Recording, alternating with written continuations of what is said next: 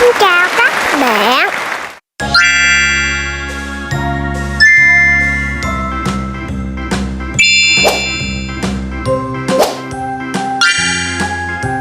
Hôm nay mình vẽ con sâu nhé.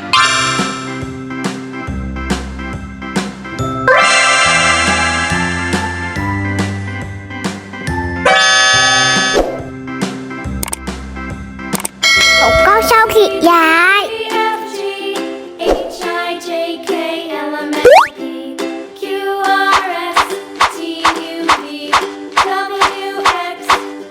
Wow, đôi mắt chớp chớp.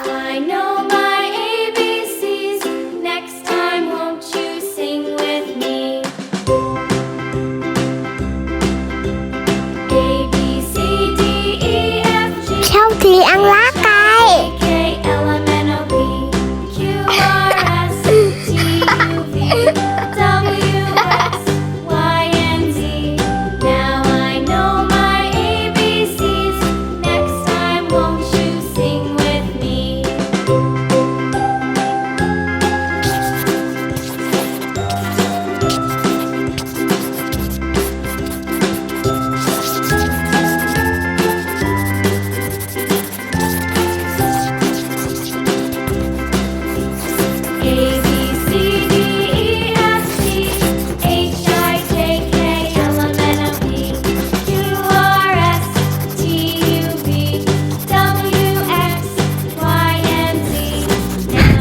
Một, hai, ba, 4 chiếc lá.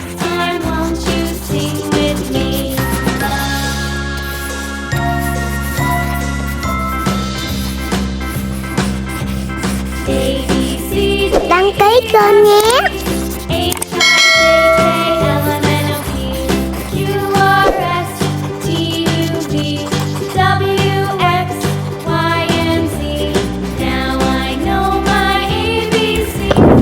Wow, màu vàng.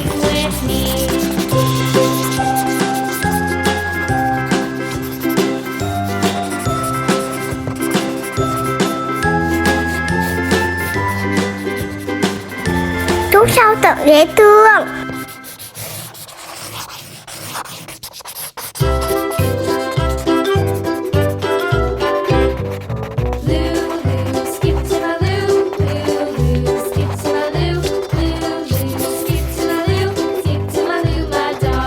Thôi mà tôi nào.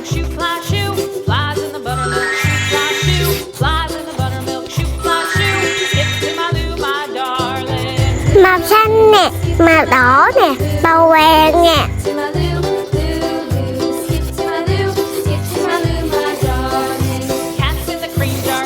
Rồi màu cam nữa.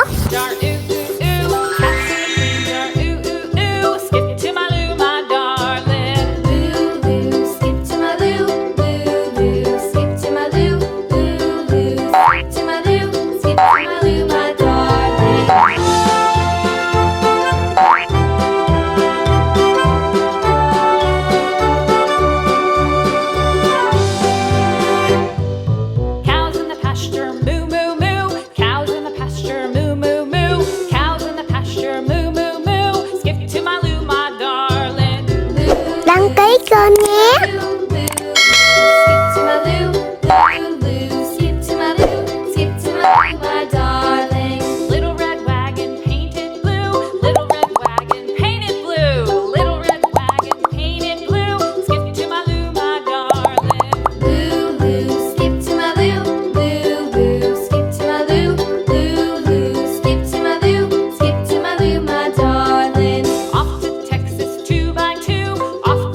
Texas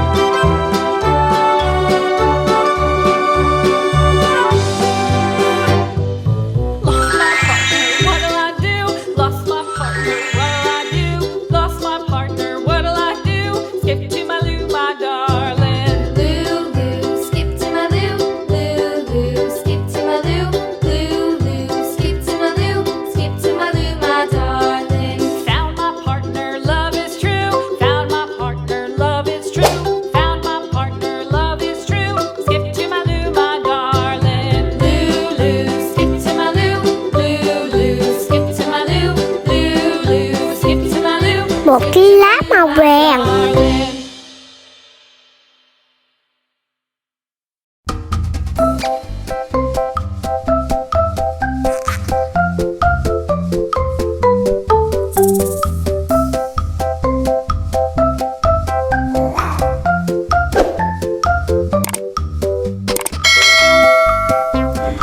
Chiếc lá này màu đỏ.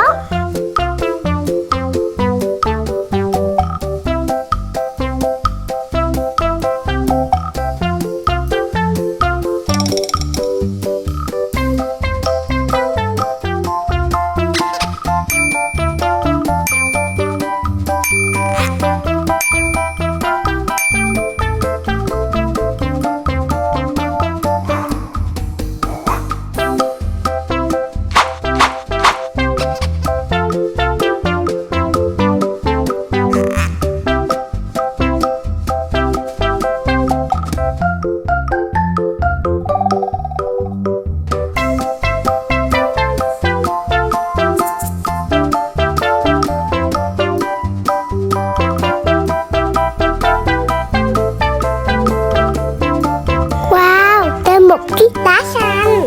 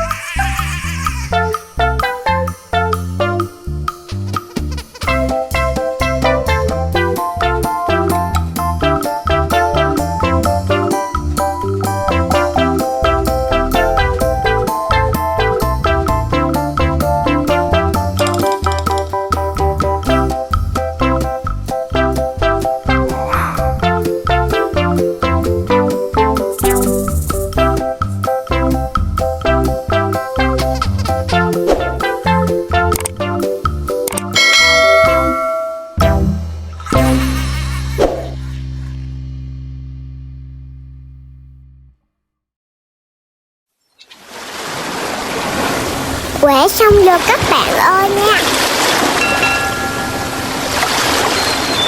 Wow, càng thật lạ các bạn nhé.